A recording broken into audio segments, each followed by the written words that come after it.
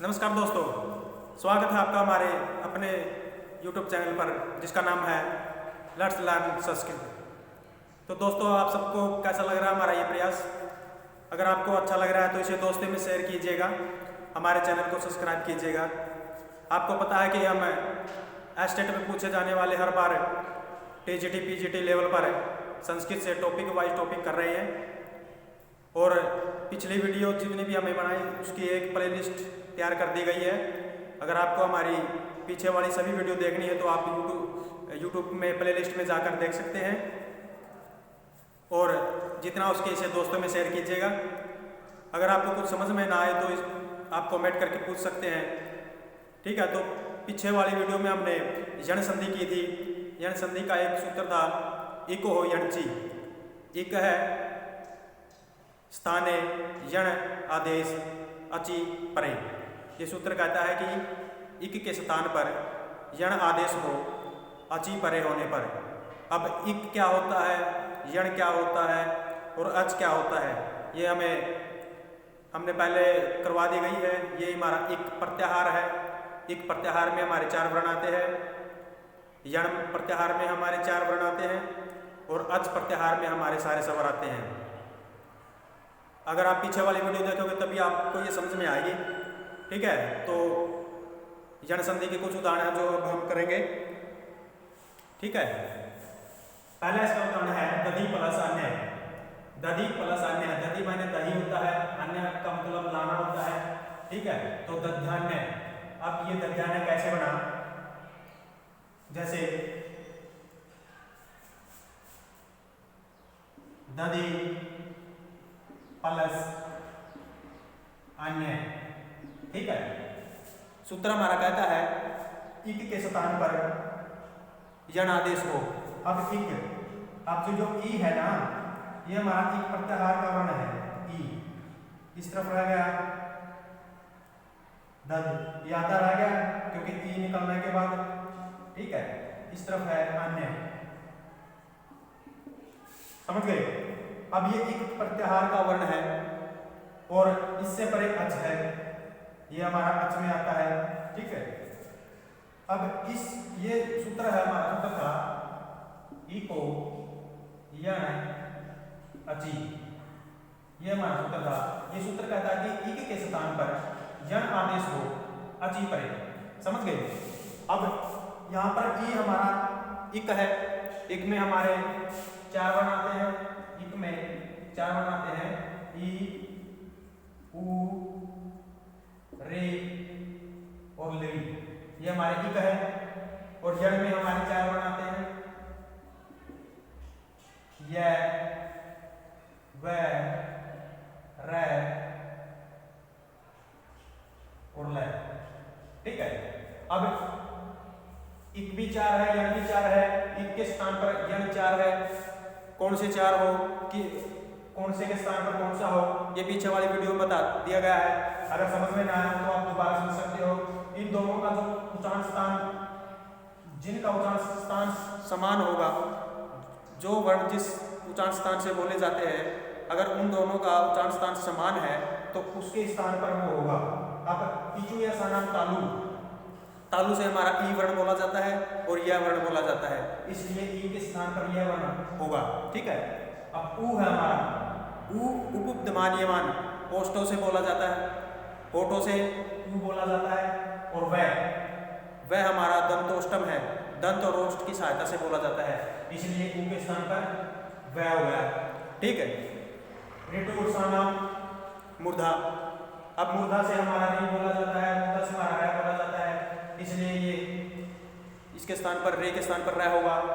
लरितुत्सानाम दंता, लरितुत्सानाम दंता। लरी हमारा दंत से बोला जाता है और लै भी हमारा दंत से बोला जाता है, इसलिए लरी के स्थान पर लै, रे के स्थान पर रै, उ के स्थान पर वै, ई के स्थान पर यह हो जाएगा, क्योंकि इन इक जहां से इक बोले जाते हैं वहीं से यण बोले जाते हैं, ठीक है। इसलिए ई के स्थान पर यह, उ के स्थान पर वह, रे के स्थान पर रै, लरी के स्थान पर लै, समझ गए। तो अब ई है और अच हमारा, अच में हमें पता है हमारे सारे स्वर आते हैं अच,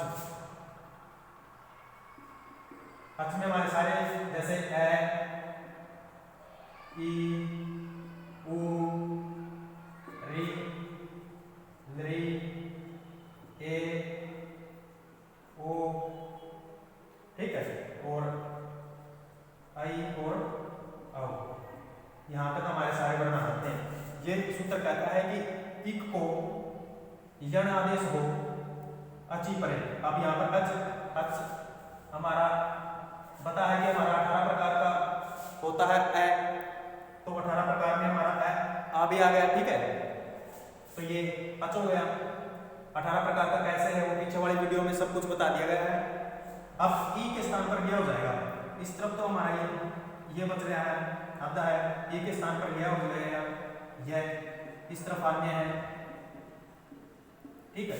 अब ये तो इसमें मिल जाएगा, ये पूरा कर देगा इसको। लेकिन ये आता है तो ये दैट ये आता रह जाएगा और ये हमारा सिद्ध हो जाता है दध्यान्य। दध्यान्य का मतलब होता है दही लाओ, समझ गए। अगर आपको उसका स्क्रीनशॉट लेना तो ले सकते हो, क्योंकि अब हम आगे वाला उदाहरण करेंगे, ठीक है। अगर कुछ समझ में ना आए तो प्लीज आप कमेंट करके पूछ सकते हो और दोस्तों में शेयर कीजिएगा। अब हमारा है वारी प्लस अस्थि। वारी प्लस अस्थि, वारी का मतलब होता है जल, अस्थि माने है, तो जल है, इसका ये हो जाएगा। अब जैसे देखते हैं वारी है, वारी प्लस अस्थि, ठीक है। अब वारी में हमारा रह आता रह जाएगा, क्योंकि इस ई को निकालेंगे, इस तरफ हमारा है अस्थि,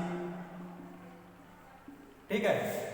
अब इस ई हमारा इक है, इससे परे अच है, तो ई को यह हो जाएगा, यण हो जाएगा, तो ये बन जाएगा वा रे ये अस्थि, ठीक है। अब ये तो इसको पूरा कर देगा, लेकिन ये व्यंजन है, ये व्यंजन है, दोनों के बीच में स्वर नहीं है, तो ये आधा रह जाएगा और ये आधा है। और इस तरफ अगर आधा है और इस तरफ हमारा व्यंजन है, तो एक हमारा संस्कृत में सूत्र होता है जल तुम्बी का न्याय रेफस है ऊर्ध्वगमने, समझ गए। वो आपको याद नहीं करना है, वैसे बता रहा हूं मैं। तो उस सूत्र के कारण ये ऊपर चढ़ जाएगा इसके वार्य, ठीक है। वार्य ये इसमें मिल गया, तो हमारा पीछे क्या रह गया, स्थि,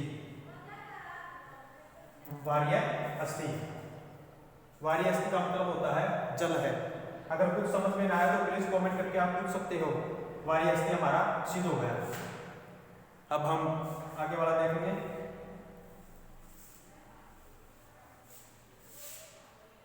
गौरी प्लस आयाती, ये भी इसी तरह है। यहाँ पर जैसे कि गौरी प्लस आयाती, ठीक है। अब इस ई हमने बताया था कि ई हमारे 18 प्रकार का होता है, तो ये 18 प्रकार में आता है, ठीक है। तो वो आता रह जाएगा, ये निकालने के बाद, ठीक है। इस तरफ है आयाती। अब इस ई का है, एक के स्थान पर यह हो जाएगा, क्योंकि परे क्या है, अच है, ठीक है। तो अब ये हमारा रह आता है, तो ये ऊपर चला जाएगा, गौरीय आ या ती, ये हमारा सिद्ध हो जाएगा, समझ गए। गौरी आती का मतलब होता है कि गौरी आती है, ठीक है, समझ गए। तो आगे वाला देखेंगे। शशि प्लस उद्याय, ये भी इसी तरह है। ये इसका ए निकल जाएगा, उस तरफ अच है, और इन दोनों ई के स्थान पर क्या हो जाएगा, यह हो जाएगा, ठीक है। तो यहाँ पर यह हो गया और यह ऊ इसमें मिल गया, तो शशि उद्याय है। शशि उद्याय का मतलब होता है चंद्रमा निकलता है। अभी उदय का मतलब होता है निकलना, लेकिन उपसर्ग लग गया है आगे, तो इसका मतलब होता है एक प्रकार से उन्नति। अब अभी ई है, ई के स्थान पर यह हो गया और ये ऊ इसमें मिलकर से आधा कर गया, और अभ्युदय का मतलब होता है उन्नति। अब एस्टेट में कैसे पूछेगा, अब आपको बताया जाएगा। एस्टेट में आपसे पूछ लेगा कि यह संधि का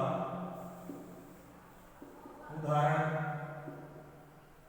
है, आपको ऑप्शन में वारी अस्थि,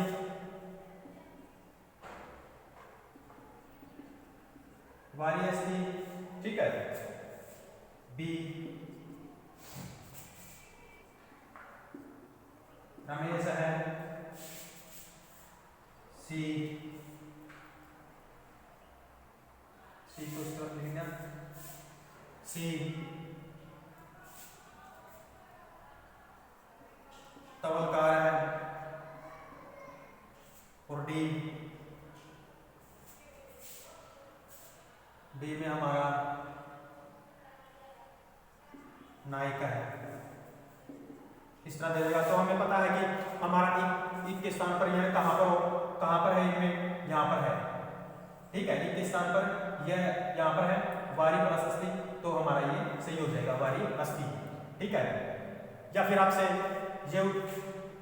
ये दे देगा और आपसे पूछ लेगा कि ये किस सूत्र का उदाहरण है, ऐसे ही पूछेगा, स्टेट में ज़्यादा हाई लेवल की बात नहीं पूछी जाती, वारी अस्थि दे देगा और आपसे पूछ लेगा कि ये किस सूत्र का, तो हमें पता होना चाहिए ये हमारे इको यानी सूत्र का उदाहरण है, समझ गए।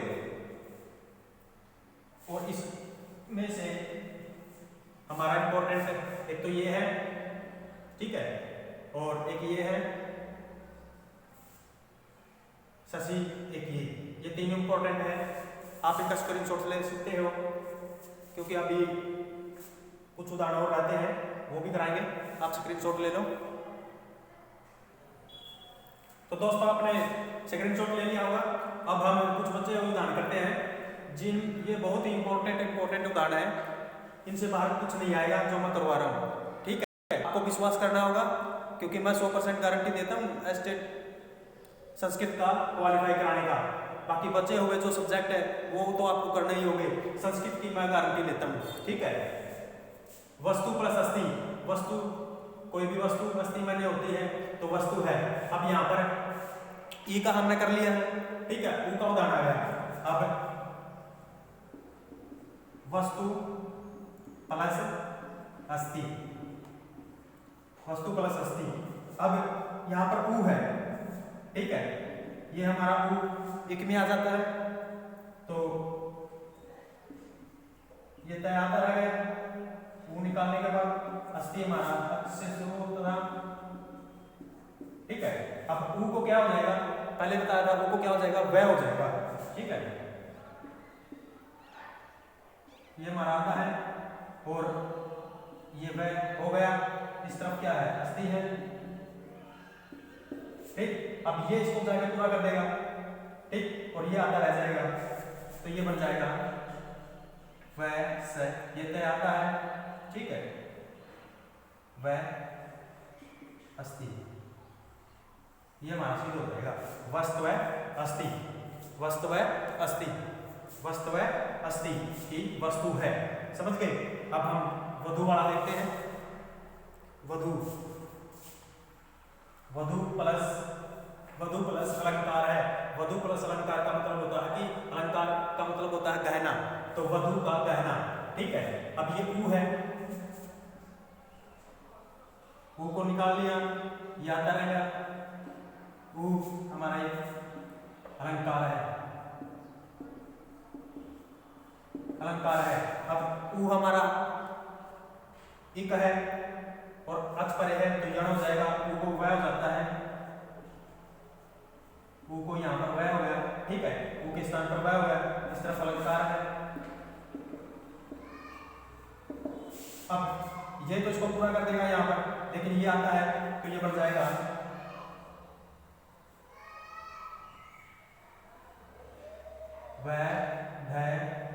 वह, ठीक है, ये पूरा हो गया। लंकार है, वधु है लंकार है, वधु है लंकार है, ठीक। ये इसका मतलब होता है कि वधु का अलंकार है, वधु का अलंकार है, ठीक है दोस्तों। अगर आपको कुछ पूछना हो तो आप कमेंट करके पूछ सकते हैं। अब हमारा रहता है नहीं, ठीक है, तो अब ये नहीं है, जैसे पितृ प्लस अनुमति, पितृ प्लस अनुमति, अब री, री हमारा इक है, ठीक है, ये आता रहेगा यहाँ पर, इस तरफ है अनुमति। अब री हमारा है, री को क्या हो जाएगा, री को रे हो जाएगा, री को रे हो जाएगा तो पी टे रे, ठीक है। इस तरफ क्या है, अनुमति। अब ये इसको पूरा कर देगा, लेकिन ये तय हमारा इस प्रकार से बन जाता है, आपको पता है तय, आधा तय और आधा रे का प्रयोग हमारा क्या होता है, पित्तय। ये इसमें मिल गया नुमति, पित्र, समझ गए, पित्र है नुमति। पिता अनुमति का मतलब होता है कि पिता की स्वीकृति, पिता की एक प्रकार से आज्ञा, ठीक। अब जो हमारे ये दोनों उदाहरण है, मातृ और भ्रातृ, मातृ आज्ञा, मात्रा आज्ञा, भ्रातृ उत्तम, उत्तम मैंने कहा हुआ कि भाई का कहा हुआ, ठीक है। इन दो को आप करोगे, मैं सिर्फ एक को करवाऊंगा, जो हमारा एक मसला है इंपॉर्टेंट, इसका लरी का। अब वो कैसा होगा, जैसे